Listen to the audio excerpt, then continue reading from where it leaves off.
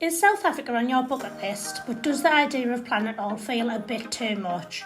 Well, I've just done a 10-day escorted tour and honestly, it was one of the best holidays I've ever had. It's Natalie here from the Hayes Travel Marketing team and I'm taking you along on my South African adventure with Newmarket Holidays to show you just how incredible this country is and what an escorted tour is really like. From the moment we landed in Cape Town, we were straight into the adventure, heading directly from the airport to our first stop, which was an overnight stay in the coastal town of Hermanus. I absolutely loved it here. It's charming, slow-paced and known for whale watching.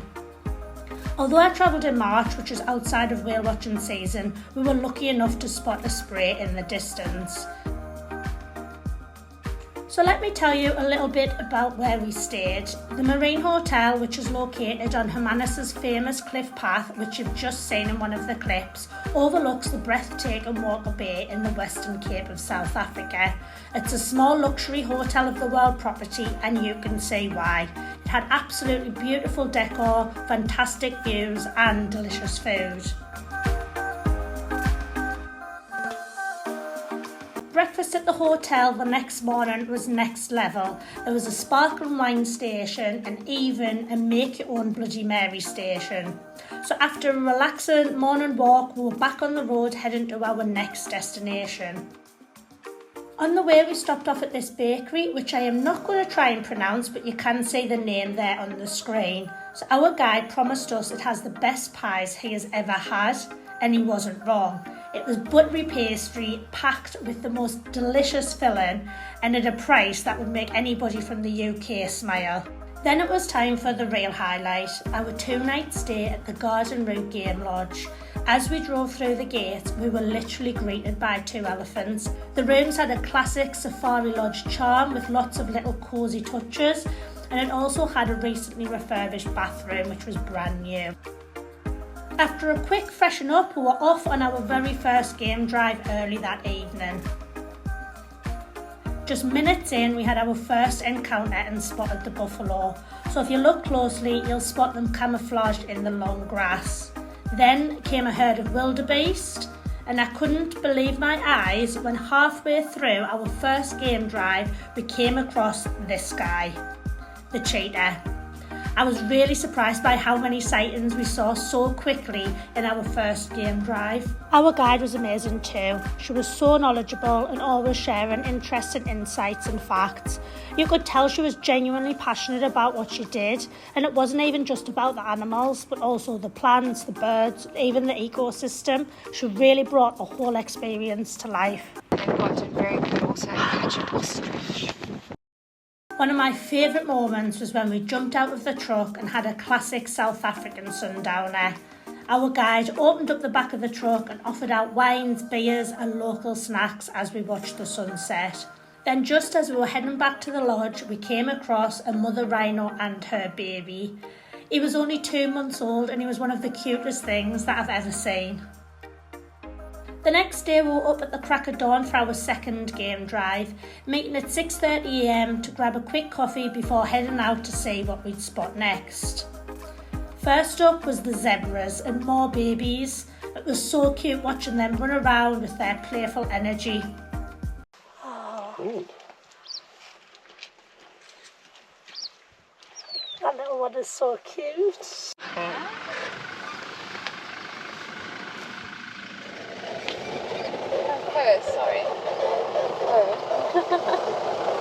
Then we saw the rhinos, and if you look really closely, you'll spot the little white birds that are actually catching a ride on their backs. It was lovely to see how the wildlife looks out for each other in little ways like this. One of the rhinos got really close to us, but he wasn't bothered at all. He just carried on doing his thing. And then guess who showed up yet again? Yep, the same cheetah from the day before. He was just casually strutting across the landscape, and the way he moved with that arched back and his smooth glide, I just found it so fascinating. Then came the elephants, and again this was the same 2 that welcomed us when we first arrived, so it was so special to see them up close. and it was lovely to hear that these two are actually best mates, and you could actually really tell by watching them. So the older one was often looking out for the younger guy.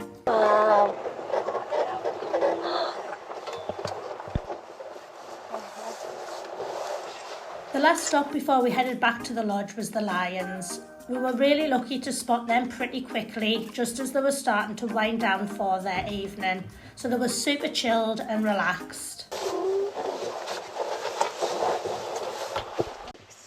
Wow. 2 weeks, they were stuck, they didn't do a thing. We spent the rest of the day back at the game lodge, which was a lovely change of pace. We got to relax by the pool, have some lovely cocktails, and we even recharged at the spa with a treatment. And honestly, just soaking up these views was enough. And here's me later that afternoon as we headed out for another game drive. We left about 5 p.m. and we had one goal in mind, and that was to find the giraffes. So on the way we spotted more zebra, a few antelope, and even said another quick hello to the elephants. Then the real search began. So the giraffe tend to hang out further out on the game reserve. So we had quite the ride across the valley, and you'll notice soon that the scenery changes quite a lot too. It was much greener and more full than the previous areas that we'd explored. It was a bumpy and exciting ride, and our driver's skills were seriously impressive. It was all worth it when we turned the corner and this was our view. We got to get pretty close to 5 of these incredible animals. We were surprised when our driver suggested we hopped out for a sundowner. We did hesitate, but then we quietly climbed out the truck and enjoyed a drink while standing with the giraffes. No fences, no barriers. It was another special moment that I'll never forget. On our way back, we had one last surprise, a mother cheetah and her 3 cubs. So it turns out the cheetah that we kept bumping into was actually the dad, and now we got to meet the rest of the family. I just felt so incredibly lucky. We'd had so many amazing sightings already, and this just topped it off. So we were welcomed back to the lodge that night with some lively African music and dancing, and it really set the mood for the evening.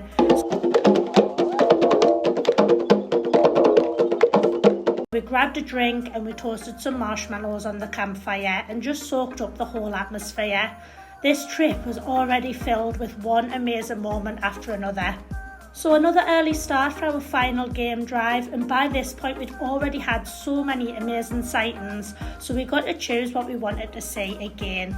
And we all agreed as a group that we'd love to see the lions one last time, and we done right to head there early. We got there just in time to see them being a little bit more active before they settled down for the evening. At one point, all 4 of them surrounded the truck, and I honestly didn't know where to look. It was such an exciting experience, and I loved every single minute of it. There's 1 and there's 2 and there's the 3rd one literally here on the side. Yeah. There's one there. Last one to eat.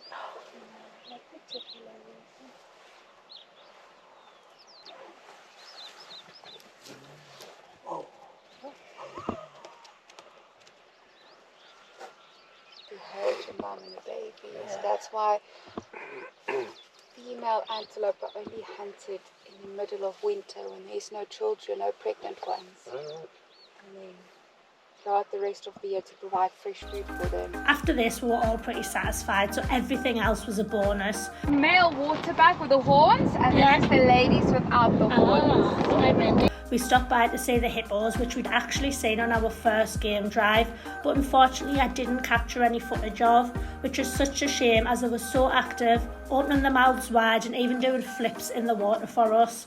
And of course we couldn't leave without saying goodbye to the elephants.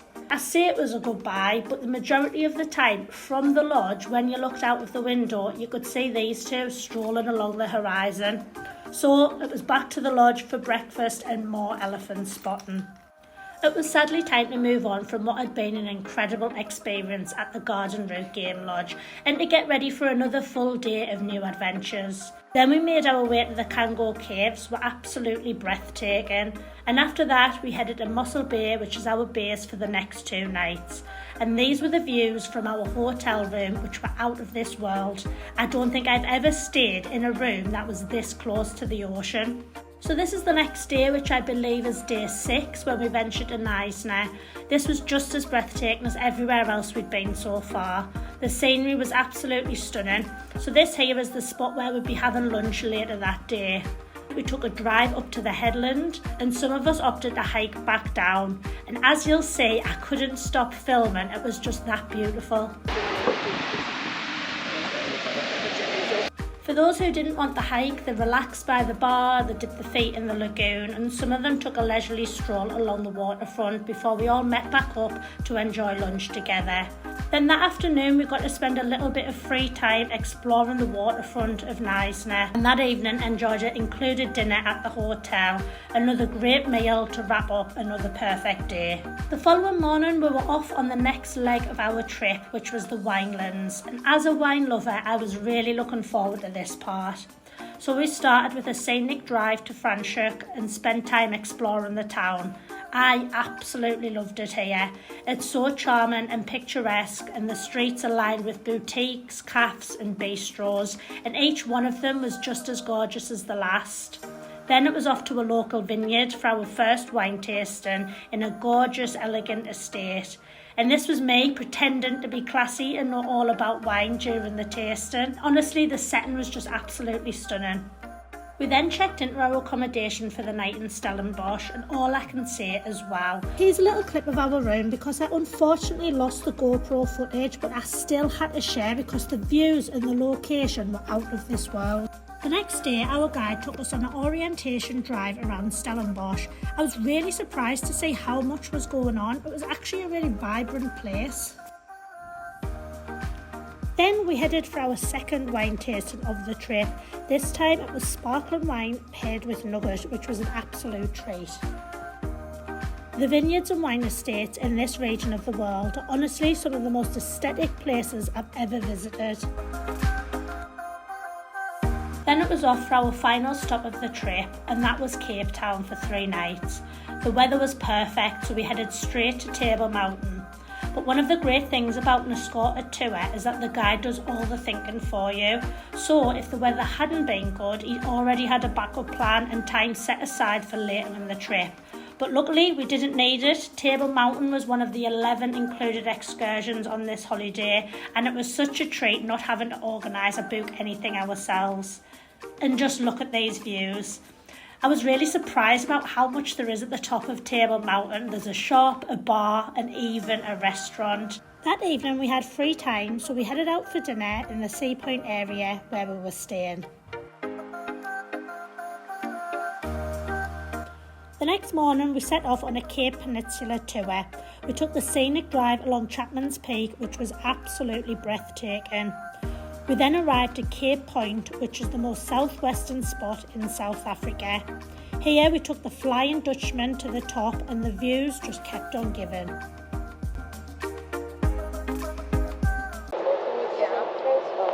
That afternoon we stopped off at the Stellenbosch Botanical Gardens, another beautiful spot that really just shows how varied and stunning this part of South Africa is.